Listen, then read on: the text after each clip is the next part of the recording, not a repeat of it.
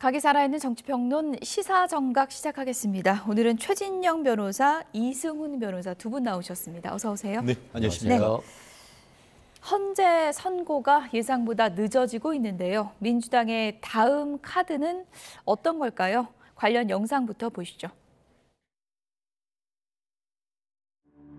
최상목 부총리가 앞장서서 헌정 질서를 유린하는 모순적 상황이 연일 벌어지고 있습니다. 참을 만큼 참았고 기다릴 만큼 기다렸습니다. 하지만 예상을 깨고 윤 대통령 탄핵 심판 선고는 이번 주도 넘길 가능성이 커졌습니다. 특히 이재명 대표는 아예 최대행을 직무유기 현행범으로 규정하며 체포가 가능하다고 날을 세웠습니다.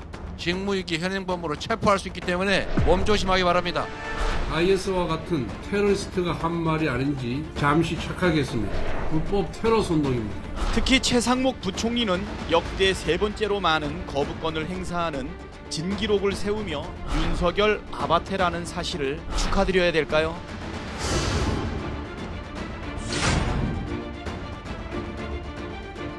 최상목 권한대행의 대응 여부도 최종적으로 좀 지도부에 위임하는 것까지 오늘 결정이 됐습니다. 몸조심하기 바랍니다. 불법 테러 선동입니다.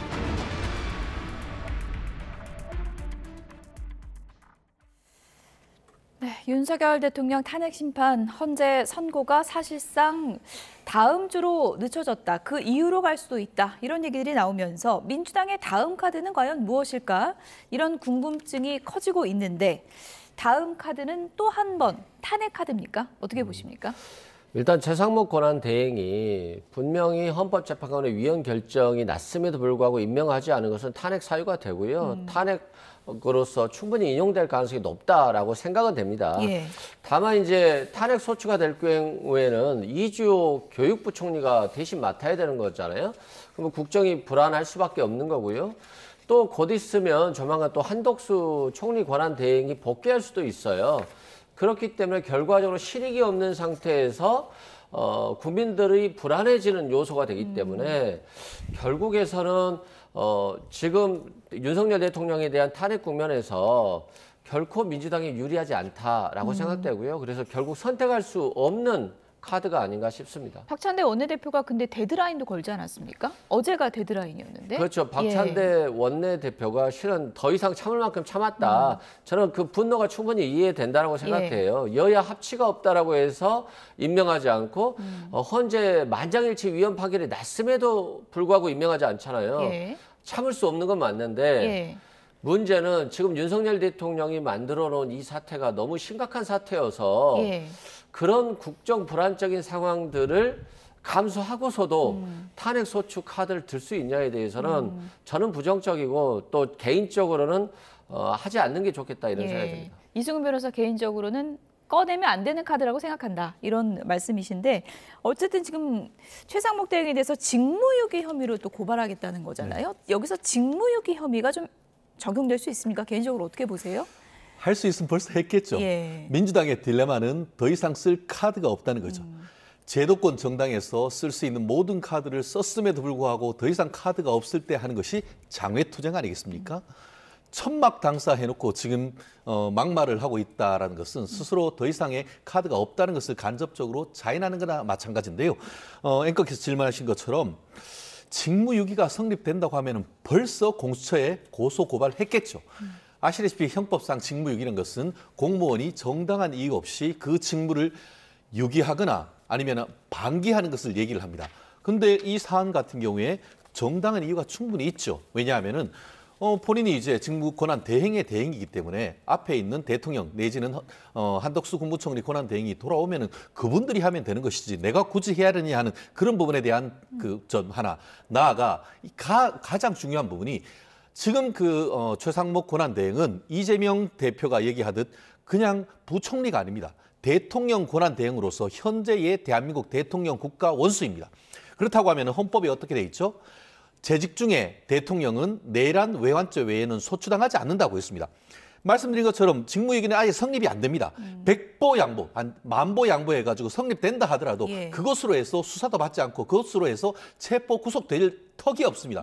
그걸 가장 잘 아는 법조인 출신 이재명 대표가 그런 식으로 했다는 것은 사실상 자기들 지지자들한테 최상목 권한대행에서 뭔가를 조치를 하라는 그런 지령으로 읽힐 수도 있는 그런 부분이기 때문에 예. 아 정말 다급하거나 정말 다른 카드가 없구나라고 거꾸로 읽히는 것 같습니다. 탄핵 카드도 엄포용이라고 보세요? 그렇죠. 할 수 있으면 예. 벌써 했겠죠. 예. 사실 그 박찬대 지금 원내대표 같은 경우에는 그 전날 이게 마지막 카드다. 내일까지 하라. 최후 통첩인데 최후 통첩 지났는데 못쓰게해졌죠.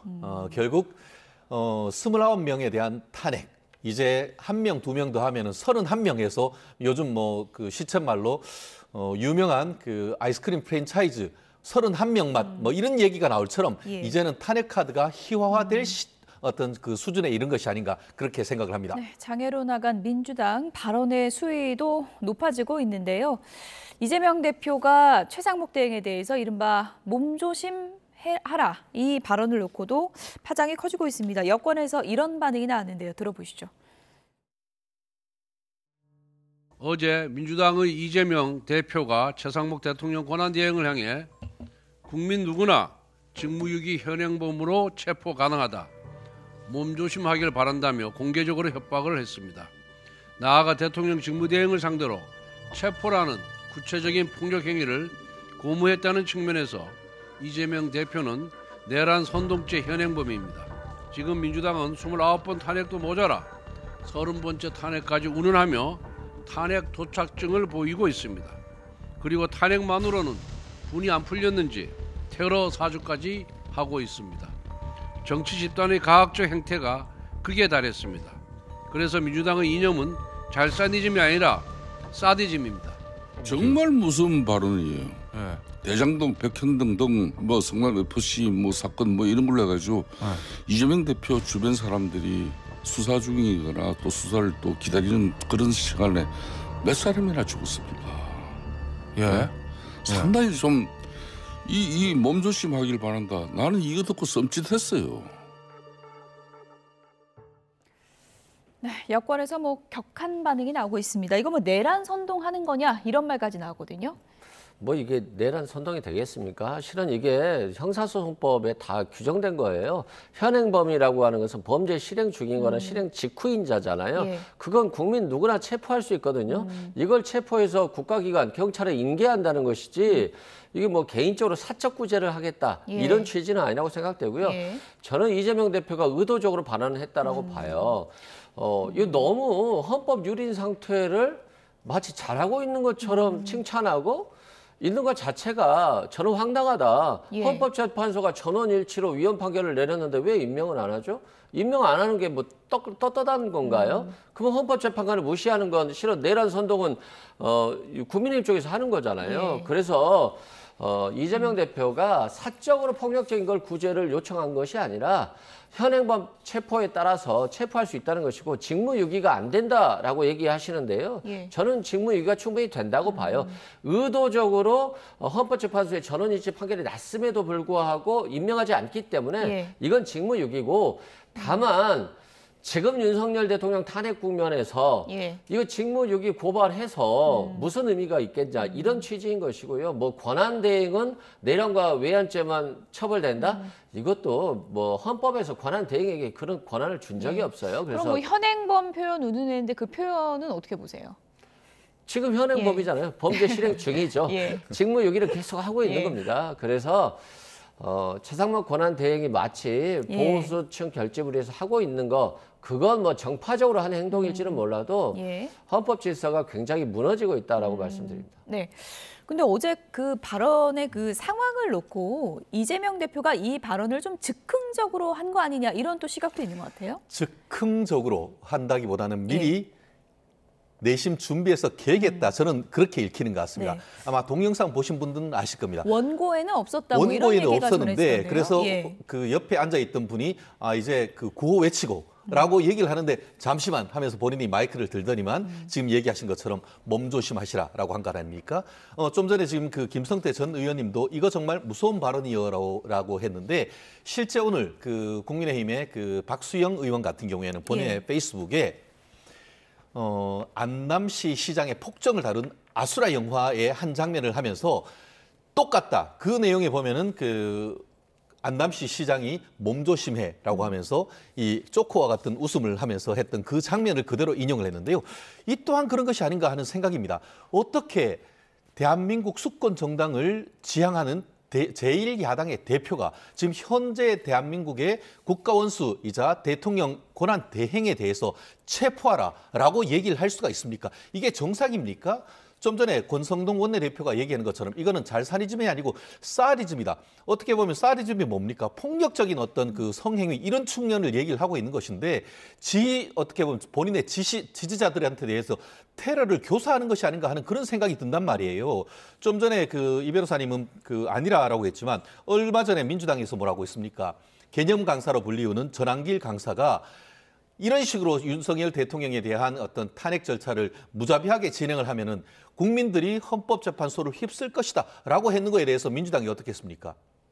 내란 선동죄로 고발했습니다. 그러면은 대통령 권한 대행에 대해서 현행범으로 체포하라는 것은 그건 오히려 훨씬 더 중요한 것 아닙니까? 그렇기 때문에 아마 일부 지금 보수단체에서는 지금 얘기하신 것처럼 내란 선동죄 그리고 또 협박죄 나아가 공무집행 방해죄로 지금 고발을 한 것 같은데 예. 이 부분에 대한 수사 어떻게 되는지 지켜봐야 될 것 같습니다. 뭐 이재명 대표가 지금 뭐 야권의 강력한 뭐 조기 대선이 열린다면 대권 주자로도 이제 꼽히기 때문에 여권의 이른바 잠룡들도 이재명 대표 발언에 대해서 비판을 이어갔습니다. 한동훈 전 대표 같은 경우에 이재명 대표 발언에 대해서 깡패들이 쓰는 말이다 이렇게 비판을 했고요. 유승민 전 의원 조폭들에게 테러 선동하냐 이렇게 얘기를 했습니다. 원희룡 전 장관 이재명 대표 특유의 폭력적 보복 광기다라고 이제 비판을 했는데요. 오늘 정성호 의원도 표현은 좀 과했던 게 아닌가 뭐 이런 얘기도 하던데 이 표현에 대해서는 좀 사과할 가능성이나 그런 부분도 좀 있다고 보십니까? 저는 없는 것 같아요. 예. 이재명 대표가 정말 화가 났는데 화를 표현하면서도 그 선은 넘지 않았다라고 생각되고요. 왜냐하면 그 문맥적인 취지가 법에 따른 현행법 체포 요건대로 하라 뭐 이런 말이기 때문에 그 선은 넘지 않았다. 다만 국민의힘에서는 뭐 국회의원이 헌재를 뭐 깨부셔야 된다라는 얘기도 했고요.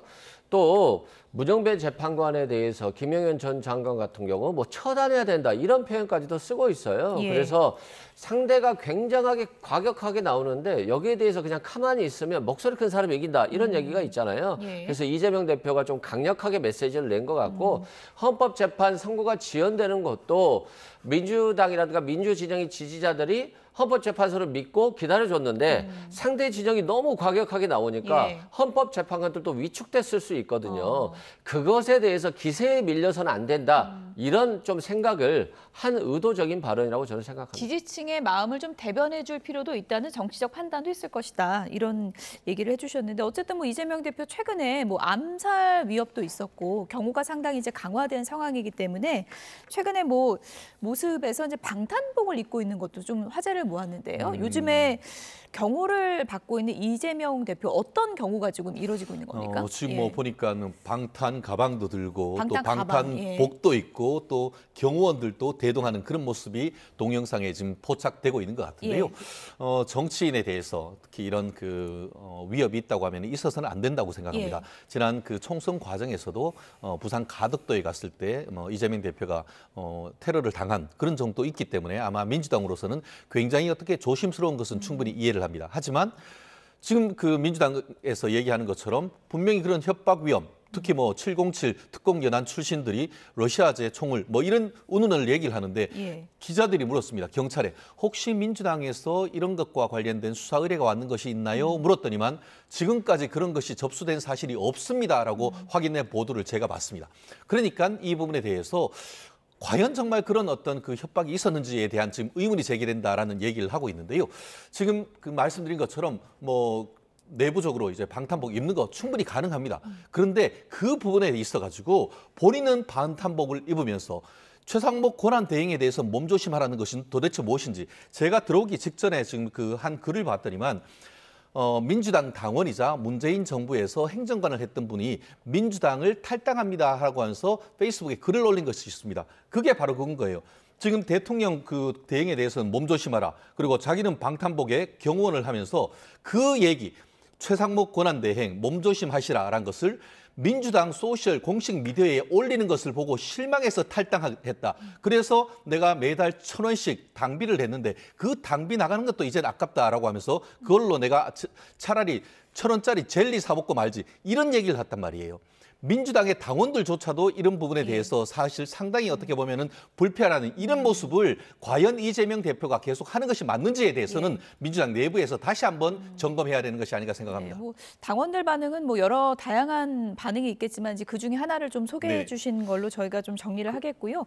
그런데요. 방탄복까지 지금 입어야 될 그런 좀 위협을 느끼는 상황이다. 이렇게도 볼 수 있는 거 아닙니까? 어떻게 보세요? 그런데 이제 최재형 변호사님 말씀하실까 그러는데 국민의힘 당원들은 다 탈당해야 되겠어요. 아니 한동훈 대표를 체포하겠다라고 나선 대통령이 있는데 다 탈당해야지 안 그렇습니까?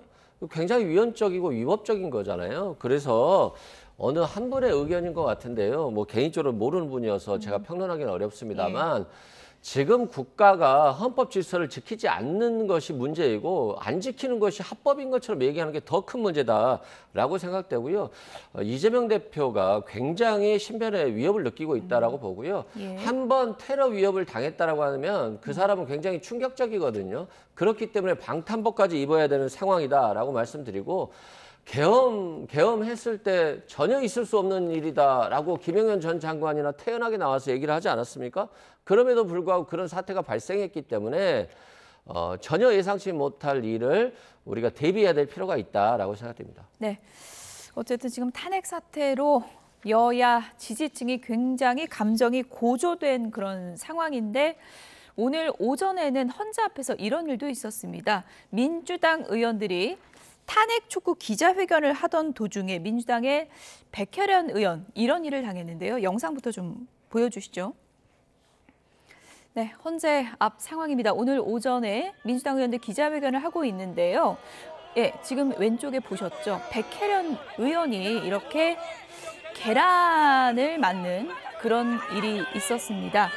백혜련 의원 조금 전에 이제 기자회견을 열고 경찰이 이런 일이 일어난 이후에나 시위대를 해산했다 이렇게 이제 좀 비판을 하면서 이 계란을 투척한 사람을 찾아달라, 고발 조치하겠다 이런 입장을 밝히기도 했습니다. 백혜련 의원 오늘 아침 헌재 앞에서 이렇게 날달걀을 맞는 이런 모습도 보셨는데요. 백혜련 의원이 어떤 입장을 밝혔는지 백혜련 의원의 목소리를 이어서 좀 들어보도록 하겠습니다.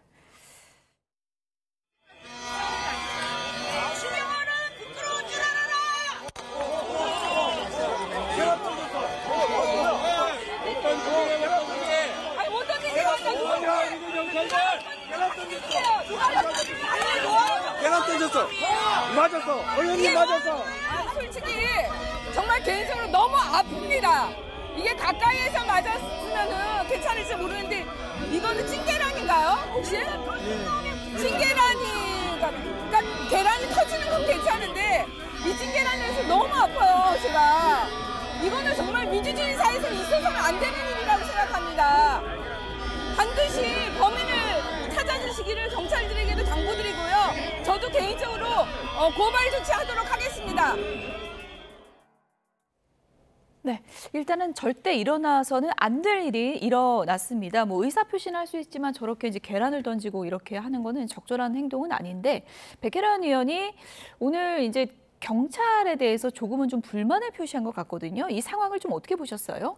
아마 이제 백혜련 의원 같은 경우는 본인이 폭행의 당사자잖아요. 그러니까 좀 충격을 받은 것 같고 또 우리가 시위 항의 표시로 삶은 계란이 아닌 그냥 날계란을 던지는 경우는 있지만 또 삶은 계란이었기 때문에 여성 입장에서 보면 얼굴을 맞았을 때 굉장히 좀 충격이 컸을 것 같고요. 찐계란 여부는 저희가 이게 공식적으로 확인한 건 아니고요. 네네. 백혜련 의원이 찐계란인지 확인해달라 이렇게 얘기를 한 겁니다. 네네. 예. 그래서 굉장히 아무튼 뭐 저런 폭력적인 사태는 있지 않아야 되는데 그럼에도 불구하고 민주당의 의원들도 집회를 하듯이 그 반대편의 집회도 보장해줘야 되는 것이 민주주의거든요.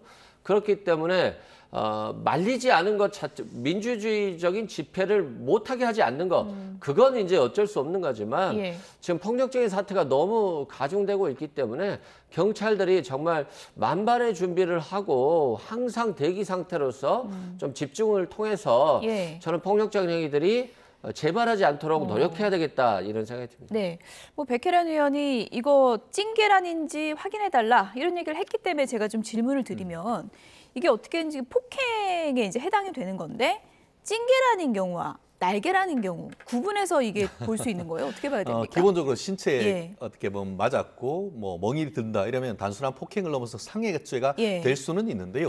특히 백혜련 의원 같은 경우에는 검사 출신입니다. 그러다 보니까 본인이 형사 사건이나 이런 부분을 많이 했기 때문에 아마 잠시 법조인으로 돌아와서 저런 어떤 반응을 보인가 아닌가 싶은데요.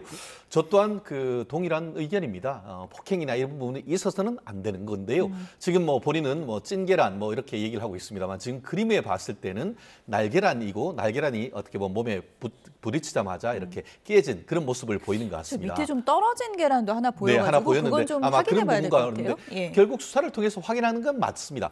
다만 정치인은 또 그 상황 속에서 어떻게 반응하는 것도 굉장히 중요한 것 같습니다. 제가 오늘 오전에 또 이것 관련해서 받은 글이 있는데 노무현 전 대통령 같은 경우에는 계란을 맞아서 일이 풀리면 어디라도 가서 맞겠다라고 했었고 이낙연 전 민주당 대표는 처벌하지 말아달라 이런 얘기를 했었고 더불어서 이회창 전 대권 후보 같은 경우에는 서문시장에서 계란으로 마사지했다 이런 얘기도 하는 것 같습니다. 저와 같은 것이 감정적으로는 충분히 그럴 수 있습니다만 조금 더 대범한 모습을 보였다고 하면은 백혜련 의원이 조금 더 돋보일 수 있었을 텐데 하는 그런 아쉬움도 있는데요. 어쨌든 본인 의사가 가해자, 범인이라고 했습니다. 범인을 색출해달라라고 했으니까 수사하는 것은 당연한 수순으로 봅니다. 그러니까 단순한 정치적 의사표시라고 보기는 어렵다. 백혜련 의원은 이렇게 이제 판단은 하고 있는 것 같은데 정치인들에게 이제 계란 던지고 뭐 밀가루도 던지고 이런 모습은 이제 많이 본 장면이긴 한데 던진 사람 찾아달라. 이건 어떻게 보세요? 말씀 안 하셨어도 당연히 찾았겠죠. 그런 측면에서 뭐 중요한 얘기는 아닌데 다만 우리가 피해자에게 왜 더 멋진 모습을 보여주지라고 하는 것 자체는 굉장히 좋지 않은 발언이라고 생각되고요. 피해자는 피해자로서 자신의 얘기를 할 수 있는 거니까 그건 좀 존중해야 될 것 같고요. 다만 폭력적인 상황들이 결코 사람을 향해서 일어나서는 안 된다. 정치적 의사표현의 자유는 얼마든지 행사할 수 있지만 그렇다 할지라도 폭력은 자제해야 되고 지금 제가 봤을 때 헌법재판이 계속 늦어지고 있어서 사회 갈등이 이번 주, 다음 주 최고조에 이를 것으로 보여지기 때문에 경찰들이 만반의 대비 태세를 취해 주셔야 된다라고 생각됩니다. 중요한 질문은 아닌데 이제 법조인이시기도 하니까 저런 경우는 뭐 특수폭행까지 적용이 되나요? 어떻게 되는 건가요? 특수폭행은 이제 흉기를 사용하는 건데 그렇습니까? 우산 같은 경우는 흉기로 봐요. 근데 계란은 이제 흉기로 보지 않고 특히 날계란 같은 경우는 뭐 전혀 단순 폭행 정도 수준인데 아까 바닥에 떨어진 뭐 삶은 계란이 있는 거 보니까 저 여성 입장에서 보면 좀 맞았다면 굉장히 아프지 않았을까 싶습니다. 상해가 커질 수도 있는 그런. 상해 정도는 되죠. 특수폭행까지는 어렵다 할지라도요. 어쨌든 지금 뭐 경찰이 전담팀까지 꾸려서 수사를 하고 있다고 하니까 추후 수사가 어떻게 이루어지고 있는지 보겠습니다. 오늘 뭐 계란 투척이 하나의 좀 상징적인 장면입니다. 지금 헌재 선고가 늦어지면서 지지층들 양측 모두 상당히 좀 신경이 고조돼 있는 그런 상황인데 홍준표 대구시장도 이번 탄핵 선고 결과를 뭐 이렇게 예측하면서 결과가 어떻든지 참 걱정된다 이런 발언을 하기도 했습니다. 들어보시죠. 탄핵이 되기가 어려울 것 같습니다. 헌재에서 합의 안 될 거예요. 대통령이 구치소에 계속 있었으면 탄핵이 됐습니다. 근데 대통령이 석방이 돼버렸기 때문에 지금 헌재 구조가 4대 4입니다. 좌파 우파로. 근데 좌파 4명이야. 이유 불문하고 탄핵이고 우파 4명 중에서 2명이 넘어가야지 탄핵이 됩니다. 그러니까 그 2명이 쉽게 넘어갈 수 있겠습니까? 그 쉽게 못 넘어갈 겁니다. 대통령이 석방이 돼버리거든. 헌법재판소에서도 결론을 못 내리고 있습니다. 왜 못 내리고 있습니까? 나라가 둘로 갈라졌기 때문에. 탄핵 찬성, 탄핵 반대가 팽팽하기 때문에. 왜 늦어지나 이 부분과 관련해서 여야 정치권에서 다양한 분석이 나오고 있습니다. 홍준표 시장 같은 경우에는 지금 개인적으로는 탄핵이 어려울 것 같다라고 전망을 하면서 윤석열 대통령이 석방된 상황이어서 더 그렇다 이렇게 분석을 했네요. 이 부분은 양수겸장한 노회한 정치인의 아주 전략적인 발언이다. 탄핵이 기각되면은 그것은 윤석열 대통령에 대한 러브콜이 되는 것이고 탄핵이 인용됐다 하더라도 그것은 윤석열 대통령 지지자들에 대한 러브콜, 양수겸장할 수 있는 말씀 아니겠습니까? 물론 본인이 오랜 기간의 어떤 정치와 법률가로서의 어떤 경험이 녹아있는 부분이라고 생각을 하는데요. 본인이 얼마 전에 이런 얘기를 했습니다. 탄핵이 기각되면은 혼란이 있지만 탄핵이 인용돼서 파면되면은 전쟁이다. 이런 얘기를 했습니다. 결국 이 부분과 관련해 가지고 그 전체 본인이 봤을 때도 예전에 윤석열 대통령이 영어의 몸일 때는 아무래도 그 헌법재판관님들이 판단하는데 좀 부담이 덜 되지만 윤석열 대통령이 지금 실질적으로 수사 자체가 잘못됐다는 취지로 석방된 상황 속에서 과연 탄핵을 할 수 있을까에 대한 아주 큰 의문점을 던지는 건 아니겠습니까? 그렇기 때문에 저는 홍준표 시장에 대한 뭐 어떤 개인적인 호감, 불호감 이런 걸 떠나서 법률가로서의 어떤 나름대로의 판단은 굉장히 촉이 좋다라고 생각을 하는데요.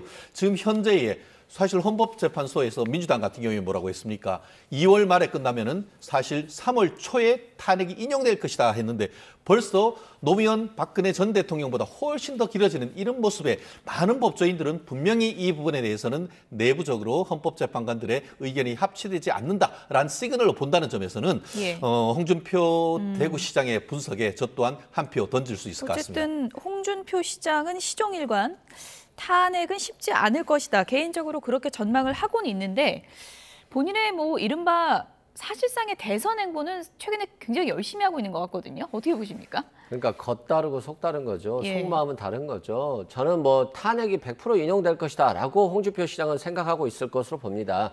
다만 탄핵 선고가 지연되면서 지지층들이 서로 간에 결집하고 있고 윤석열 대통령 지지층이 없이는 국민의힘의 대선 후보가 될 수 없기 때문에 이런 의미의 얘기를 한 것이고요. 실제 윤석열 대통령이 구속 취소됐다라고 해서 헌법재판의 결과에 영향을 미치지는 않습니다만 사람들이 눈치 보는 영향은 미치는 거죠.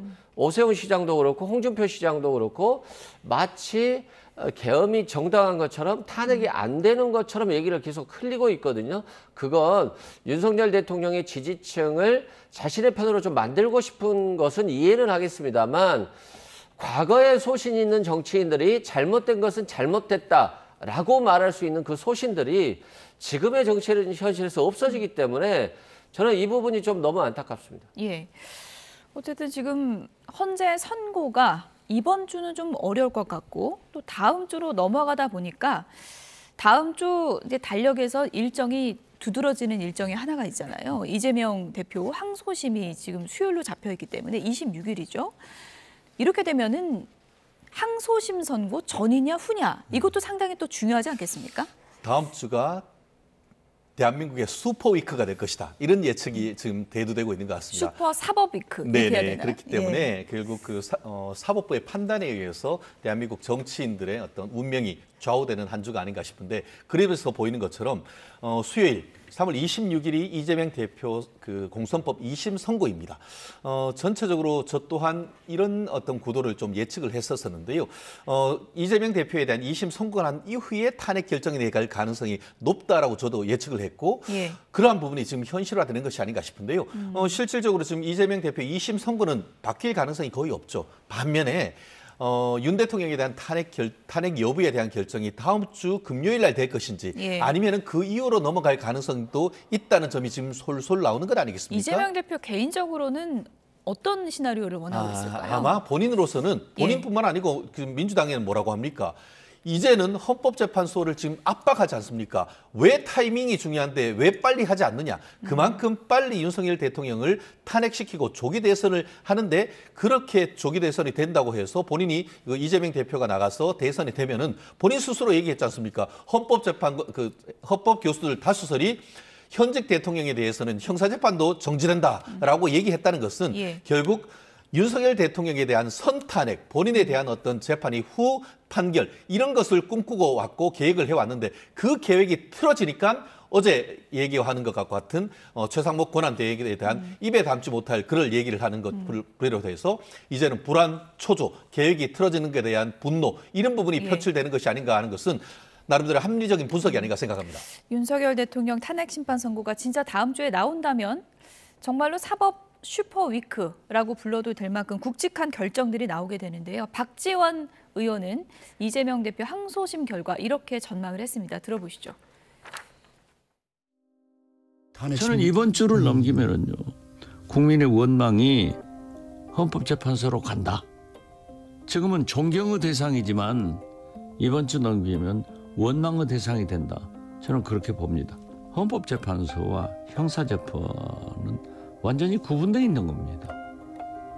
헌법재판소가 헌법을 얼마나 윤석열 내란 수괴가 파괴했느냐, 이것이 판단의 기준이지 이재명 형사재판과 무슨 상관이 있습니까?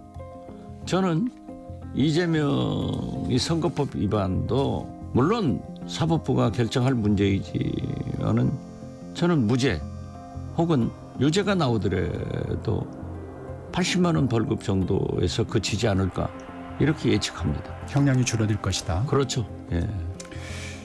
사법부도 정무적 판단을 할 거예요. 네, 여러모로 사법부도 정무적 판단을 할 수 있다. 박지원 의원은 개인적으로 이렇게 좀 전망을 하고 있네요. 지금 시기가 좀 너무 위중한 것 같아요. 헌법재판도 걸려있고 대통령의 탄핵 여부 그리고 야당의 유력 대선 주자에 대한 재판이 있기 때문에 이걸 사법부가 정무적으로 판단하기에는 굉장히 부담스러운 시기다라고 생각되고요.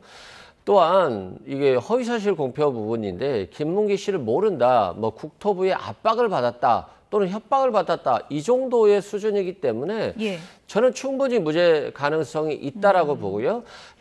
형법은 피고인을 처벌하는 것이기 때문에 굉장히 축소해서 해석하는 것이 맞습니다. 그래서 무죄 가능성이 충분히 있고 또 벌금에 있어서도 100만 원 이하를 선고할 것이냐 100만 원 이상을 선고할 것이냐에 대한 고민은 좀 사법부가 지금도 하고 있을 것으로 보입니다. 다만 집행유예 부분은 1심에서 너무 과도한 형량이었기 때문에 이 부분은 분명히 취소 파기될 것이다라고 보고 있고요. 결국 다음 주가 슈퍼위크가 될 것이라는 부분에 대해서는 저도 동감합니다. 네, 슈퍼위크 여야가 바라는 결과는 다를 텐데 항소심에서 큰 변수가 생길 가능성 어느 정도 보세요?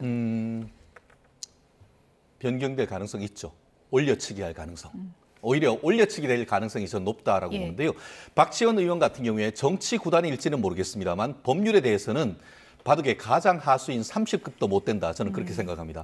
저는 대법원 양형위원회로서 그 전문위원으로서 공선법 그 스케일도 만들었던데 직접 그 참여를 했던 사람입니다. 그랬기 때문에 1심 판결 선고되기 전에 이것은 벌금 사안이 아니고 징역이나 집행유예 사안이다라고 예측을 했고 정확하게 맞췄습니다. 근데 이번 사안 같은 경우에 1심에서 일부 무죄가 나왔습니다. 김문기 도시개발청 처장을 모른다라고 했던 부분인데 그 부분에 대해서 법원이 공소장 변경을 요청을 했고 검찰이 그 부분을 좀 더 다듬어서 공소장 변경을 신청을 하니까 법원이 인용을 했습니다. 그렇다가 했을 경우에는 뭐냐면은 1심에서 일부 무죄 왔던 두 부분이 오히려 유죄될 가능성이 있고 그렇게 되면은 혹을 때려다가 붙일 가능성이 있기 때문에 1심에 있는 것보다 올라갈 가능성이 훨씬 더 크지 그것도 벌금으로 내려갈 가능성은 현저히 낮다. 저는 그렇게 예측합니다. 법적인 고수인 두 분이 너무 엇갈린 전망을 해주시니까 들으시는 분들이 알아서 이제 판단을 해주실 거라 믿고요. 끝으로 두 분께 이 질문을 좀 드리면서 마무리를 해보도록 하겠습니다. 김건희 여사가 윤석열 대통령 체포영장 집행 뒤에 총기 사용 관련 발언을 언급했다라는 이제 보도가 나왔는데 대통령실에서는 이제 사실 무근이다 이런 입장이거든요. 그건 어떻게 보세요? 사실 무근이라고 하지만 강력하게 주장하지 못하잖아요. 그리고 아마도 이게 공소장에 쓰여 있다라고 하는 것은 김신 가족부장에게 김건희 여사가 아니 총이 있는데 총도 못 쏠 거면 총을 왜 갖고 다니느냐라고 하면서 질책한 것이거든요. 윤석열 대통령에 대한 체포를 막지 못했다. 라고 하는 것이고 그 당시에 보고서가 쓰여졌는데 그 보고서가 압수수색을 통해서 밝혀졌을 가능성이 아주 높다. 그런 측면에서 윤석열 대통령도 총기를 얘기했고 김건희 여사도 총기를 얘기했다는 점에서는 헌법 질서가 굉장히 위기에 처해 있고 그래서 헌법재판소에서 탄핵 결정이 신속히 나와야 된다라고 생각됩니다.